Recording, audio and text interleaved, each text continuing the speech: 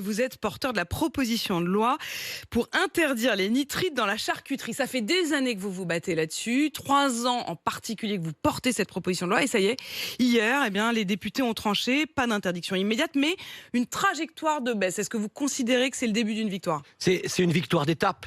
Et comme j'aime le jambon de montagne également, on va pouvoir manger du jambon sans nitrite, sans que les pauvres aient le risque de crever. Et donc, pas besoin à la viringue de le picouser au nitrite. On va arriver à faire en sorte que les pauvres n'aient pas un jambon nitrité qui risque de les faire crever. Et de l'autre côté, pour les riches, on aurait le droit, il y en a de plus en plus, du jambon sans nitrite. Alors, ça coûte 2 centimes d'euros la tranche à produire. On le revend 50 centimes plus cher. Et on a 2 alimentations en France. Les riches auraient le droit de manger sans nitrite, sans crever. Et puis pour les pauvres, on fait du fric sur leur dos et on continue à les empoisonner. Parce que ça tue le nitrite dans la charcuterie.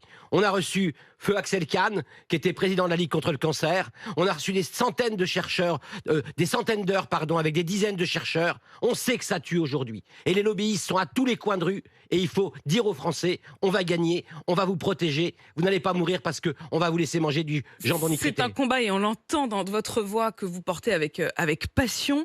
Richard Ramos, vous avez évoqué à l'instant les lobbyistes parce que ce combat que vous menez à l'Assemblée nationale, donc maintenant depuis 3 ans, il y a eu des embûches. Vous avez comment ça se manifeste quand on parle des lobbyistes? On a l'impression d'un espèce de mot un peu comme un fantasme. Ça se manifeste comment concrètement les lobbyistes sur votre chemin? Faut que les Français comprennent que les lobbyistes sont partout pour essayer de faire la loi pour les plus puissants. C'est simple.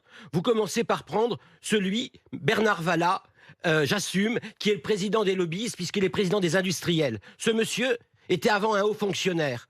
Et quand moi j'arrive comme jeune député, il me dit, de toute façon, monsieur, vous gagnerez pas, parce que ceux qui décident, c'est moi qui les ai nommés à l'époque. Il était haut fonctionnaire, il était président du Conseil national de l'alimentation, et on le retrouve à défendre les industriels. Et là, ça commence. Vous avez les invitations au restaurant, où les députés, chez Françoise, c'est un restaurant à côté de l'Assemblée nationale. En souterrain. On invite les députés, et on crée de la connivence.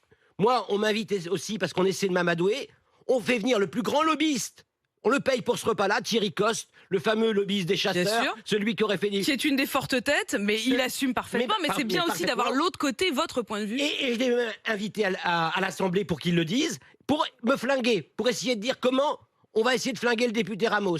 Et donc vous voyez, et deuxième élément, on fabrique du cognitif faux. Ça veut dire quoi pour nos auditeurs? Donc attendez, il y a la connivence. Qui se passe de manière un peu... On crée des clubs où on mange bien, où on fait des petites conférences, on invite les avocats, on invite les sénateurs, les députés, on invite aussi les hauts fonctionnaires. Tout ça, c'est très feutré. C'est très feutré, c'est intéressant, on crée de l'amitié commune, et au bon moment, on pourra appeler les copains pour leur dire faut que tu m'aides pour faire passer cette loi dans ce sens-là. Boum. Et il y a en plus des conférences et de la fausse information, vous dites? On fabrique du cognitif faux, c'est-à-dire de la science fausse.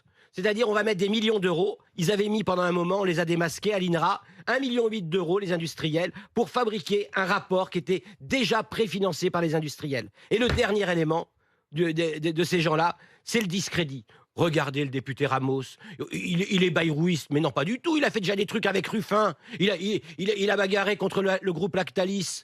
Et donc là, on fabrique le discrédit. Et c'est toujours le cocktail explosif des lobbyistes. On a jeté l'opprobre sur vous. Mais bien évidemment. Bien évidemment. Oui, moi je suis excessif. Je suis excessif quand je crois qu'on tue les pauvres. Quand aux pauvres, on met des produits, des poudres de perlimpinpin dans un saucisson, ça retient l'eau, et les pauvres, ils croient qu'ils achètent de la viande. Mais non, ils achètent de l'eau parce qu'on a retenu avec des poudres de perlimpinpin 30% d'eau. Mais là, le sel nitrité, c'est autre chose. Ça tue.